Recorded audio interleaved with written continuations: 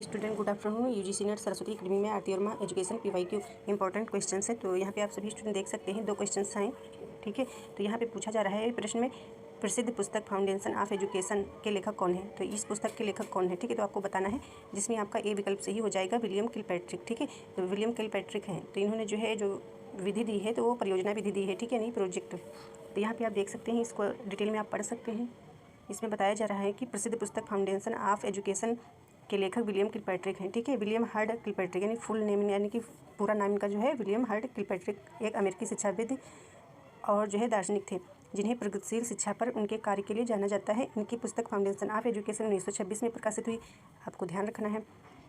और इसे 20वीं शताब्दी में शिक्षा का सबसे प्रभावशाली कार्यों में से एक जाना जाता है, ठीक है। प्रभावशाली किलपैट्रिक ने अपनी पुस्तक में कुछ विचारों पर चर्चा की है, तो ये आप पढ़ लीजिएगा, ठीक है। अगला प्रश्न आपका ये है, यहाँ पे देख सकते हैं, निम्नलिखित में से कौन पाठ्यक्रम अभिकल्प का स्रोत नहीं है, ठीक है। तो इसमें आपसे पूछा जा रहा है कि जो है पाठ्यक्रम अभिकल्प का स्रोत नहीं है, जिसमें आपका बी विकल्प सही हो जा रहा है, ठीक है। और यहाँ पे ये जो बताया जा रहा है, ये प्रश्न जो आपका दिया गया है, ठीक है, फाउंडेशन ऑफ एजुकेशन, ये जो है लेखक कौन है, तो विलियम किलपैट्रिक, ठीक है। तो विलियम किलपैट्रिक ने जो है एक परियोजना विधि दी है, ठीक है।